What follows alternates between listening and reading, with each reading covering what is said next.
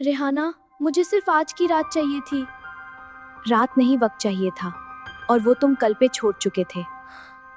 मैंने सोचा था टाइम बहुत है।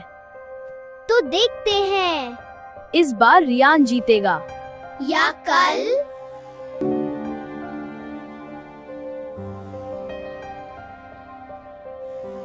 स्कूल का एक आम दिन था। रियान और रेहाना स्कूल जा रहे थे।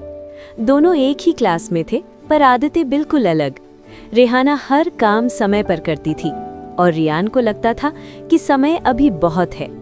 स्कूल के बाद जब रेहाना घर पर पढ़ रही होती, तब रियान ग्राउंड में फुटबॉल खेल रहा होता।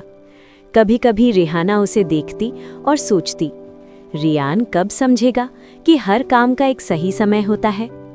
शाम हो जाती, पर रियान के लिए खेल खत्म नहीं होता। उसे लगता था कि पढ़ाई कल भी हो सकती है। एक दिन स्कूल में टीचर ने एक प्रोजेक्ट अनाउंस किया। टीचर ने कहा कि सबको अपना प्रोजेक्ट तैयार करके समय पर सबमिट करना होगा। रेहाना ने उसी दिन अपने प्रोजेक्ट पर काम शुरू कर दिया। वो धीरे धीरे हर चीज ध्यान से बनाती रही। उधर रियान ने सोचा, अभी तो बहुत समय है, और वो फिर से खेलने चला गया।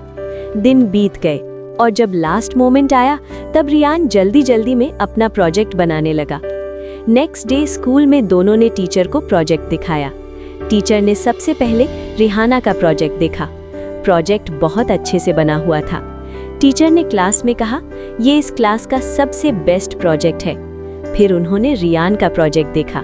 वो जल्दी में बना हुआ और थोड़ा टूटा फूटा लग रहा था। टीचर ने सिर्फ इतना कहा, रियान, अगर तुमने काम समय पर शुरू किया होता तो ये और अच्छा हो सकता था। उसी दिन टीचर ने एक और अनाउंसमेंट की। अगले हफ्ते क्लास में एग्जाम होने वाले थे। रेहाना ने घर आते ही पढ़ना शुरू कर दिया।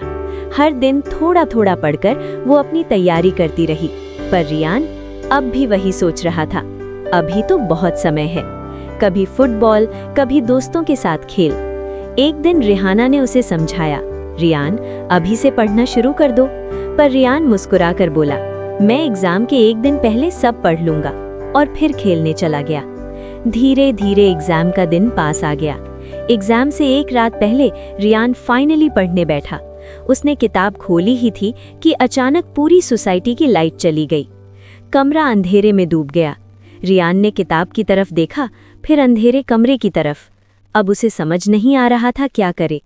डर, टेंशन और पछतावा सब उसके चेहरे पर दिखने लगा। उसकी आंखों में आंसू आने ही वाले थे। तभी दरवाजा धीरे से खुला। रेहाना हाथ में एक छोटी सी मोमबत्ती लेकर अंदर आई।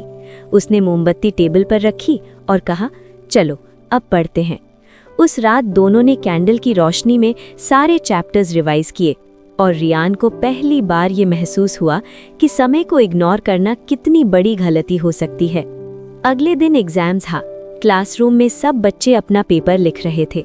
रियान भी शांत बैठा था और ध्यान से अपना एग्जाम लिख रहा था।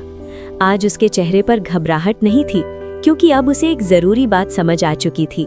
समय की कीमत तब समझ आती है जब समय हाथ से निकलने लगता है।